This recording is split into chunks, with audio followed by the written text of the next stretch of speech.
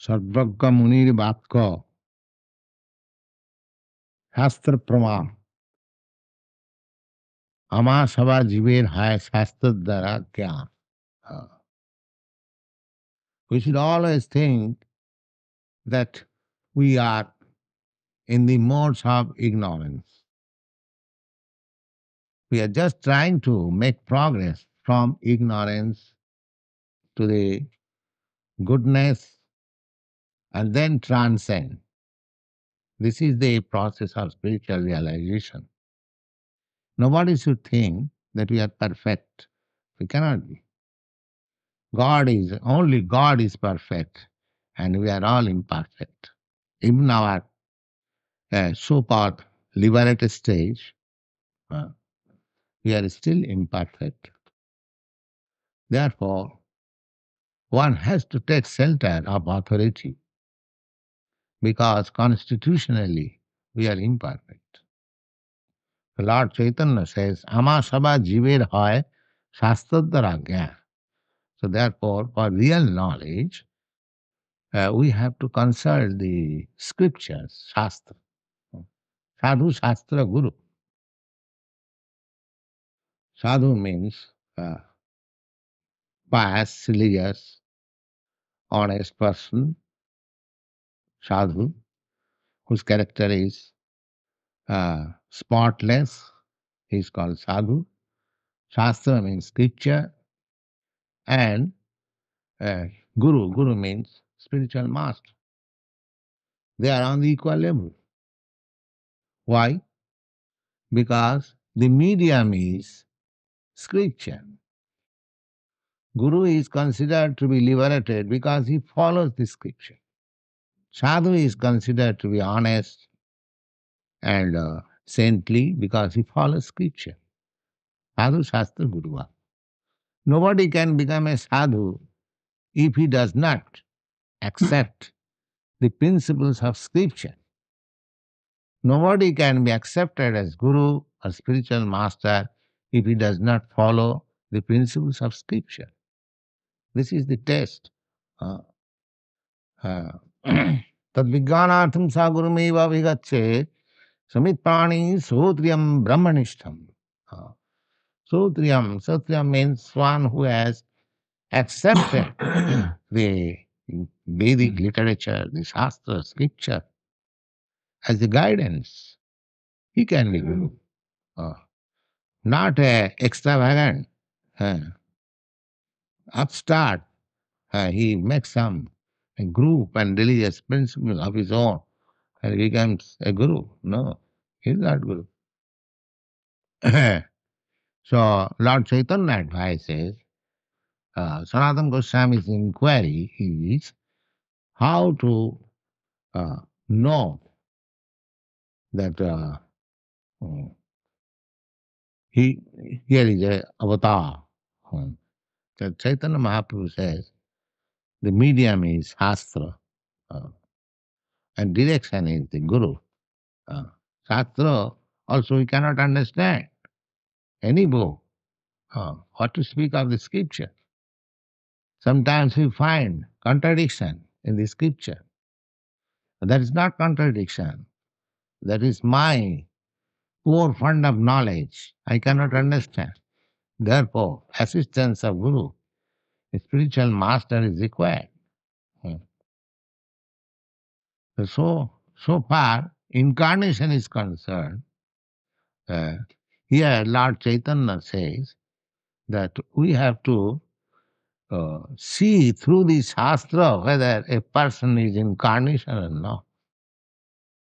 We should not blindly accept anybody as incarnation because there are nowadays numberless incarnations. Avatara nahi kahe ami avatar. Muni sab jani kare lakhan vichar. This is another significance of incarnation.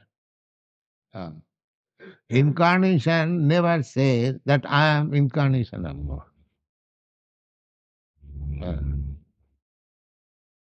I have read one book about uh, a big avatar in India. Uh, he was canvassing his students. Do you now accept me as incarnation? Do you now accept my as incarnation? And perhaps you know. And the disciple was denying. No. Then at a time the disciple, yes, I accept you. So this is not avatar. Here Chaitanya Mahaprabhu says, avatar does not canvass. That Guru does not canvass. Sadhu does not canvass. He automatically, by his quality, he becomes accepted. Yes. So here Chaitanya Mahaprabhu says, avatar nahi kahe, ami avatar. Actually, who is avatar, incarnation, he will never say that I am avatar. Muni sab jani kare lakhan vichar. Muni, those who are thinkers, who are actually in the line, they see the symptoms and with symptoms they specify, yeah, he is an avatar.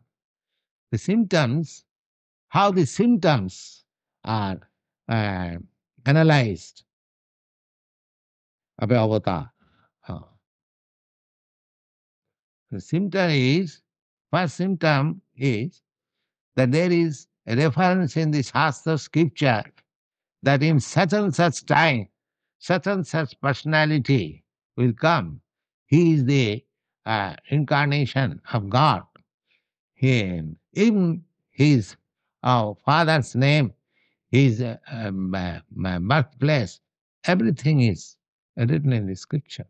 Uh, so we have to identify, look, and then he will act like this. He will come as this, he will act like this.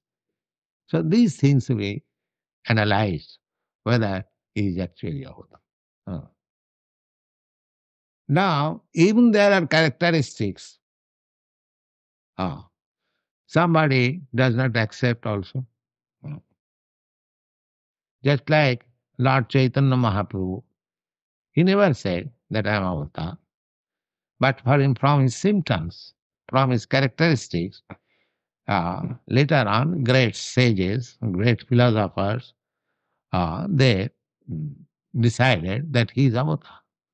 Just like here, Sanatana Goswami is tasting, and he is trying to confirm it by Lord Chaitanya.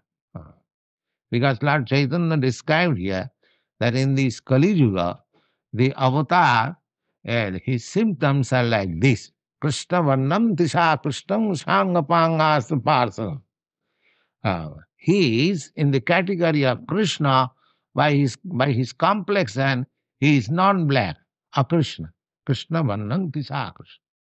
And is always followed by confidential associates and people who are intelligent. They worship him by the process of Sankirtan. Sankirtanai Jaggai Kalau. Jajanti Sumedhasa. Sumedhasa means those persons who have got good brain substance. Not foolish person. Sumedhasa. A man of great brain substance. They can understand how it is. That is stated in the Srimad Bhagavatam, in Mahabharata, in Upanishad, in Puranas about Lord Chaitanya's appearance. There are many symptomatic explanations, but still there are many fools, they do not accept. So accept and no accept, his work, his activities, his characteristics will be known because God will be known. Just like Lord Buddha. Lord Buddha is accepted as incarnation in the Srimad Bhagavatam. And during the time of Emperor Ashoka, he was patronized. Lord Buddha was was patronized. Not Buddha, but Buddhism was patronized by Ashoka.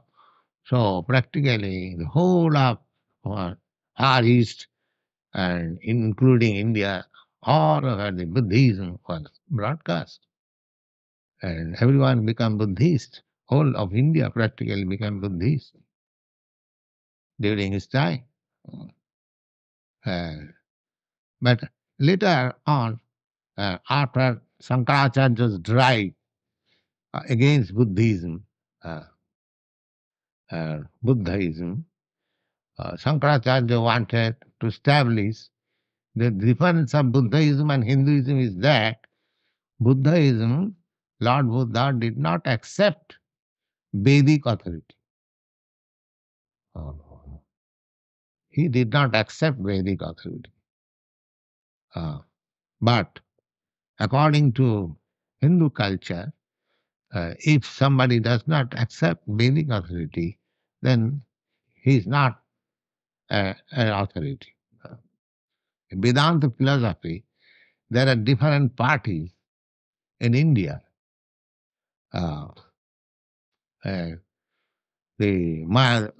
Generally two parties, the Mayavada philosophers and the Vaishnava philosophers, or the Impersonalists and the Personalists. Otherwise, there is no difference. Ultimately, the Mayavadi philosophers, they say the God, the supreme absolute truth is impersonal. And the Vaishnava philosophers, they say that the ultimate absolute truth is person. And he is the supreme personality of God, it is Krishna. Krishna Su Bhagavan Sam. This is a little difference. And they stick to their position, they fight. The fight means by philosophical arguments that is going on since a very long time. But both of them belong to the Sanatana Hindu Dharma because both of them will talk on the Vedanta philosophy. They can give different interpretation, but they cannot say that we don't accept Vedanta. Then it is at once rejected. So one must give an interpretation on the Vedanta philosophy, then he will be accepted as Acharya. Three things: Vedanta philosophy, Bhagavad Gita, and Srimad Bhagavad. One must be able to explain these three books, then he will be accepted as Acharya. These are the principles. So, the impersonalists, they also accept Avatara. They accept Krishna. Shankaracharya accepted Krishna. Krishna is the Bhagavan Sam. That's so Bhagavan Sam Krishna. Specifically, people may misunderstand that Krishna may be some other Krishna because as the present followers of Shankaracharya, they are interpreting in that way. But Shankaracharya, just to specify Krishna, Devaki Vasudeva Jata, this Krishna who appeared himself as the son of Devaki and Vasudeva, that Krishna. That Krishna. Just like Shankaracharya has a nice prayer of Krishna. The present followers of Shankaracharya, they cannot say that this is not composed by Shankaracharya, but it's very famous. Bhaja Govindam, Bhaja Govindam, Bhaja Govindam, Mudamate, Prapte Sannihita Khalumarani, Nahi Nahi Rakshati Dukinkarani. So, that's a very famous prayer made by Shankaracharya. Shankaracharya has made many prayers about Krishna, especially about his Vrindavan Lila. He has made. He has worshipped Krishna in many ways. And this is his last composition of poetry. Bhaja Govindam, Bhaja Govindam, Bhaja Govindam Muramate. You fools, you Muramate, Muramate, you fools. He is addressing the whole world. You fools. Bhaja Govindam. Just become devotee of Krishna. just become Krishna consciousness. Uh, Prapte sannihita khalu marane nahi nahi rakshati duking karane.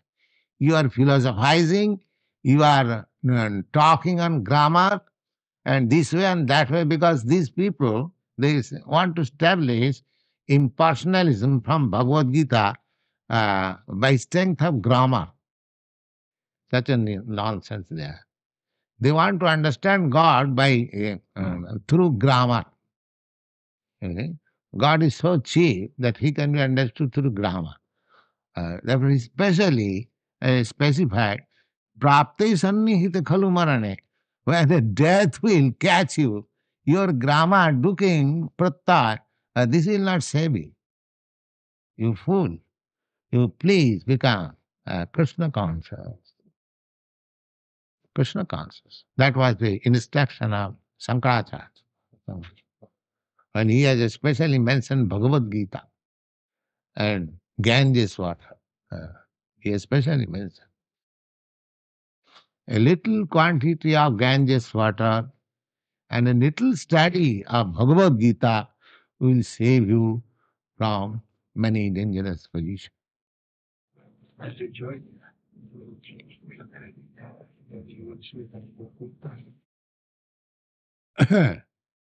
So, because the symptom is Bhagavan, so even Shankaracharya is accepted. But there are many people that they do not accept. The Sri Jamunacharya, a great devotee, he's supposed to be the spiritual master of Ramanujacharya. He was a great king, and later on he became a great devotee. He has written his Alabandaru. Alabandaru, amongst the Ramanuja Sampradaya, there are 12 great, I would say, acharyas, and he is one of them. So he has written a very nice verse. Twang silarupa charitai parama prakishtai sattena sattikataya prabalishti shastrai prakhyat daiva paramartha vidang mataischa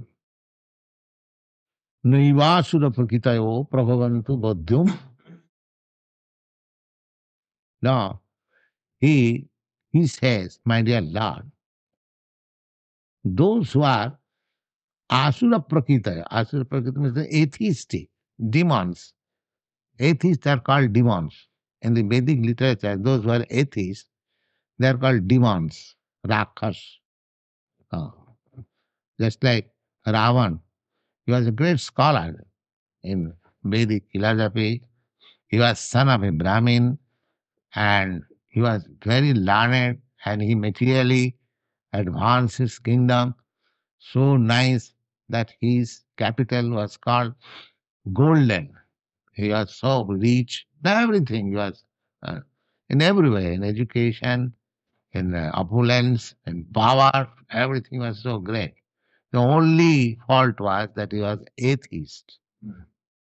Therefore, he is called Rakha, Asur. All the Asuras that are mentioned in the Shastra, their only fault is that they are atheists. Otherwise, from education point of view, from opulence, they are very much advanced. So, Asura Prakita, in the Bhagavad Gita also, Asuro Bhavamasrita. Navanga Prapadante Mudha Duskritina Naradhama Maya Aparitagyana Asuri Bhavamasi. As soon as one becomes atheist, it is very difficult to convince him. You see. Therefore, our preaching should avoid the atheist class. Of course, if we stop that, then we cannot find who is theist. And the time is so nice that 99.9% are all atheists. So we have to take the risk of talking with atheists also. But generally, it is advised that preacher should not touch this atheist class, because they will not, they simply argue. Their only point is simply argue and waste your time. That's all. They will never accept. However, you may try to convince him with reason or argument, they will never. And here it is a slok by Acharya. It is, say, about 1,000 years before, which was the same condition for the atheist. He says, Tang silarupa charitai parama prakishtai satyena sattikataya prabalaischa shastrai prakhyata daiva paramartha vidanga mataischa naivasura prakitayo prabhavanti vaddhum. And there are different kinds of authorities. First authority is Shastra, authorized Shastra, scripture. There, the description of Avatar, the characteristics and his work, they are mentioned there. And Prabalishta Shastri. Prabala means very powerful, just like Vedanta philosophy. It is very powerful. Bhagavad Gita, it is very powerful. Srimad Bhagavatam, it is very powerful. So, even we give evidences from this powerful Shastra. Not only that, Prakyata Daiva Paramartha Vidanga Mataischa, with the opinion of great stalwarts like Prakyata, very famous. Who is that? Just like Vyasdev. Who can be more famous than Vyasdev? He is the compiler of all Vedic literatures in the world, Vyasdev. And Narad, his greatest rishi, sage, the Asita, Devala, there are many, Vasishta, there are many stalwarts, and especially these 12 persons, just like Brahma, Lord Shiva, Manu, Kapila, Maharaj Prahlad, Bhishma, there are authorities. So, even there are evidences in the authorized scriptures, even they are accepted by great stalwarts and sages and munis, still the asura prakriti, those who are atheistic persons, they'll never accept. They'll never accept. They'll simply go on arguing. The process is that if Vedic process is, if something is mentioned in the Vedas and it is accepted by the previous Acharya, then it is accepted. I have nothing to bother. That's all. This is the simple process. Suppose I am a fool number one. That doesn't matter. I may be fool, but if I follow the previous authorized Acharya, then I am all right. Just like a child. He may be a child, innocent child. But if he catches the hand of his father, then he's all right. He can walk. He can cross the street. This is the Vedic process. The Vedic process, the research, there is no research in Vedic process. What research nonsense you'll do? What sense you have got? You'll say research about God, the frog philosophy. There is no research. And research there is not accepted in the Vedic philosophy. You have to accept the authority. That's all. So here Jamunacharya say, my dear Lord, Tvang Silarupa Charitai Parama Prakishtai. Just like Krishna, his character, his activities. No, his character was certified by Bhishma. Bhishma was at that time Arjuna's grandfather. So practically he was in age Krishna's grandfather. Krishna's grandfather, Bhishma. He was fighting in the battlefield. A great warrior, Kshatriya. He's a great man. He's called Pitamaha, grandfather Bhishma. He's known as grandfather Bhishma. Now, his character is spotless, his character. Although he was living as a householder, he was more than any sage and any saint. Bhishma. Uh, the history of Bhishma is that mm, uh, he was son of Ganges. Uh, so Ganges was his mother, and his father Maharaj Santanu, after the death of his mother, he wanted to marry again. At that time, Bhishma was elderly. He was about 20 years old. So, father, instead of getting the son married, he was himself very much anxious to get him married. So he selected a very beautiful girl, uh, but see, he belonged to that girl belonged to a low caste family. The Kshatriyas could marry from anywhere. That is the injunction. They are not within the boundary of caste system. So the girl was a fisher man's daughter. So Maharaj Santanu wanted to marry that girl, and the father was very cunning. Uh, he said, "No, no, I cannot offer my daughter to you. You are old man, you have got your son, so I cannot offer." He was bargaining. No, why? I shall give your daughter a palace, this and that, so many years. No, I can offer you my daughter, provided if my daughter's son becomes the king after your death, then I can offer. Uh, So that I cannot agree because my eldest son is living. That I cannot agree. The Bhishma understood that my father wants to marry that girl, but the only impediment is that the father of the girl is making a condition that her son should be king, and my father is declining because I am present, I should be king. Oh, he at once approached the father of the girl. What is your condition, sir? Now, this is my condition. All right, I shall not accept kingdom of my father. Your daughter's son will be king. I agree to this. Well, no, you may agree, but your son will again claim because you are the proprietor, you are the prince.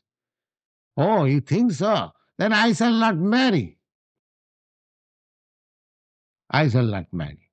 Is that all right? Oh, so then you are so. He promised that I shall never marry in my life. Ah, that's all right. Deliver your daughter to my father. He was so pious and so strict. This Bhishma was brahmachari from the very beginning. And Maharaj Yudhishthir performed Rajsriya Yajna. Rajsriya Yajna means one who performs that sacrifice in that assembly. All the princes of the world are invited and they select him as the emperor of the world. That is called Rajsriya Yajna.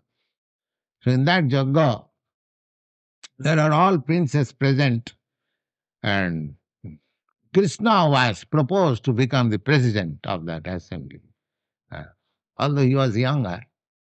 So Krishna had many, not many, especially two, Shishupal and Dantavakra. They are very much against Krishna. Uh, so they objected. Oh, Krishna cannot be. There are many others. He wanted that he become president. The protest meeting. That at that time, Bhishma recommended that nobody is present here, spotless character as Krishna. He recommended like that.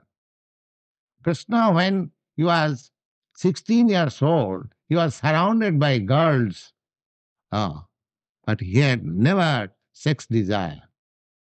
I am brahmachari from my birth.